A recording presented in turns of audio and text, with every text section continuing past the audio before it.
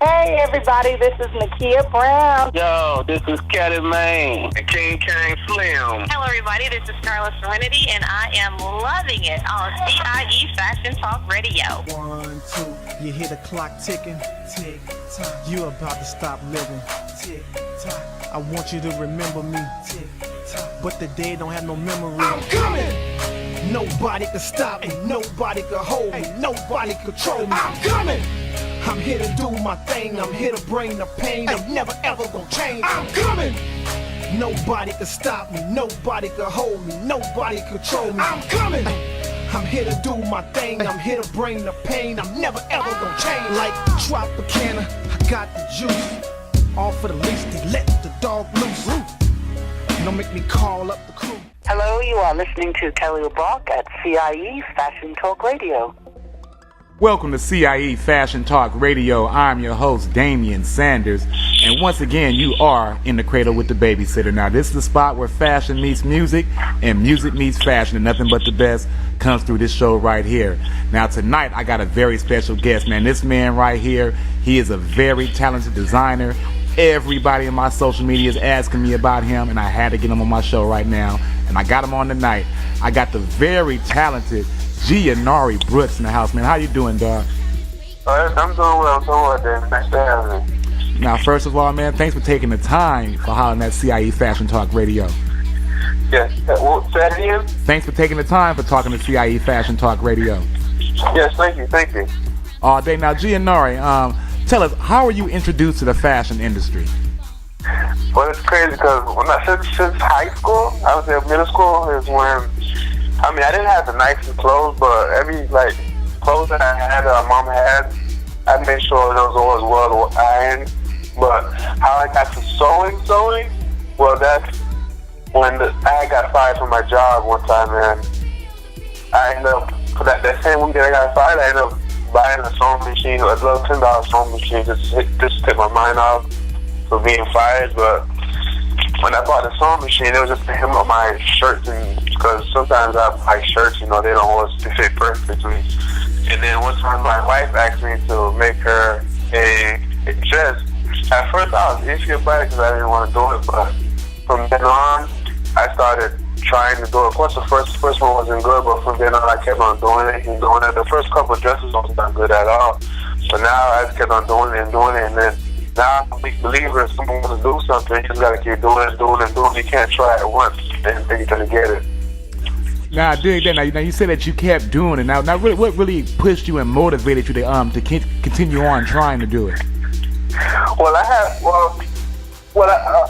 not a lot of, in my family tree, there's not a lot of success, so I want to be the first guy to have a baton to start something and be able to pass it down to my little boy. And, so when I leave here to do that, I can be remembered for something. I did something. So that's what motivates me every single day, is to pass something down to my family tree. So that I'm going to make sure I leave something. Absolutely. Now your company, is it Geonari Brooks? Now tell us about your clothing line. My clothing line consists of more like bridal wear, and when I see the industry of the wedding, it's like a little boring because I see the same ball gown type. So I did to a couple of weddings and I see basically the same type of dresses. So now the type of dresses I make are normally called haute couture dresses, with a lot of handwork and beading to it, and it's something that you're not going to find in a store, and that's what I like. So what I like when a bride comes, my vision is when the bride comes down the aisle, I want to look at the dress and try to figure it out, wow, how did he make this ruffle right here? Wow, how did he put the lace right here? Wow, that's what I wanted to see when they're coming down the aisle. Now, when you're making a gown or you're making you're working on a project, what kind of model do you have in mind when you're working on your gowns? Well, it's funny because every time when I make my clothing, the first person the two people that come to my mind is Marjorie Harvey and Michelle Obama. Okay. And I would say, okay, so if I gave this to Marjorie Harvey or Michelle Obama, would be satisfied? That's the type of work and effort I put into the clothes. I don't take anybody as, okay, this is this person, so I'm not going to go put my heart in it. So for each design that I do put in, I do make sure that I put all of my love in it, because you don't know who's gonna see that dress on that person and ask, okay, I want to meet this person, and this person might be connected to someone else. So that's why every time I make something, I put my best work into it. Absolutely. Now, once again, it's the CIE Fashion Talk Radio. We live and in charge and doing it real big with the very talented designer Geonari Brooks. Now, you're out of Florida, correct? Yes, Florida. Yes, Florida. Now, tell us about the fashion scene out there in Florida. Oh, well, I do have a show coming up. Before like the fashion scene in Florida, in Miami is real big in Miami, and that's one of the places that I want to open up a shop at. So basically, that's why I'm looking at Miami, Georgia, LA, and New York. So those are like places that's on my mind that I want to have a fashion concierge service there. Okay, all day long. Now, are there any fashion events that you're going to be participating in the near future? Yeah, the next one is going to be in Miami. It's the next up TV lady. That's going to be in Miami on the 28th. It's a live.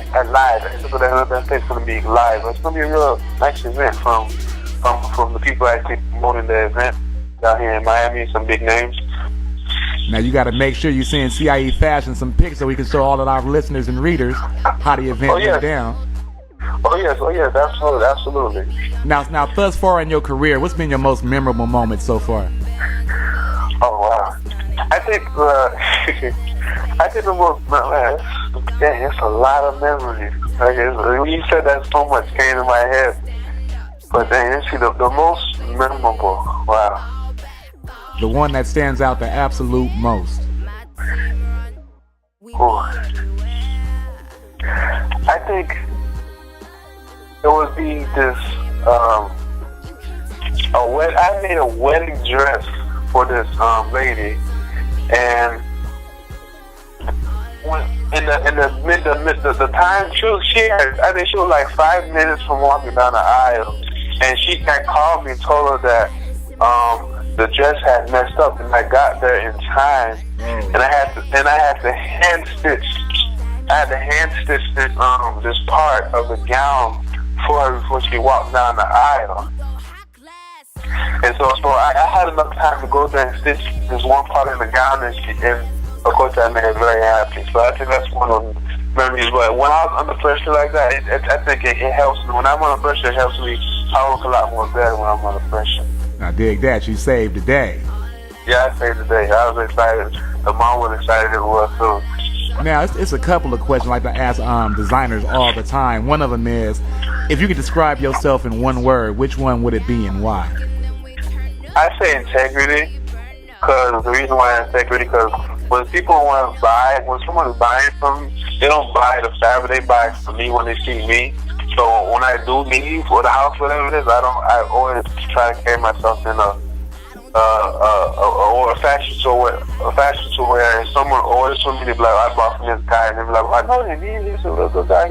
You know what I mean? So that's what I want. That's type of the branding that I want behind my clothing, when somebody has integrity, so they can feel comfortable. So when they say the name, so they know exactly who I am. Now, definitely. Now, in the fashion industry, now, what would you like to see more of in the industry that's not there right now? I would like to see people going, like, people not half-stepping. Like, even though custom clothing cost a lot of money, but I would want to see people like mix it up a lot more. Even when it comes to weddings, I want to see, because like I told you before, a lot of wedding gowns are basically the same, and bridesmaids just are basically the same. So if you can mix it up, do something different. Now, dig that. Now, for all of those models that's out there that's listening right now, I definitely want to ask this question right here. How tall do you think a model should be to be qualified to be a runway model? When you get to 5'9", 5'6", 5'6" the shortest, 5'9" the tallest. But under 5'6", I would say it's better off to go to a still photography model. But as far as runway, the length brings out the clothing, but for under 5'6", I always recommend to do still shots, which is as far as the industry, they want tall. So that's why I tell them.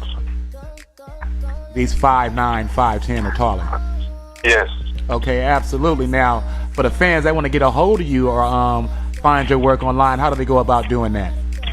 The best way to reach me is on my website, www.geonaribrooks, that's geonaribooks.com. And I have a contact form on my page where you can fill out, and then when you fill out, you can tell me the best time to reach you, and then I can do that as well.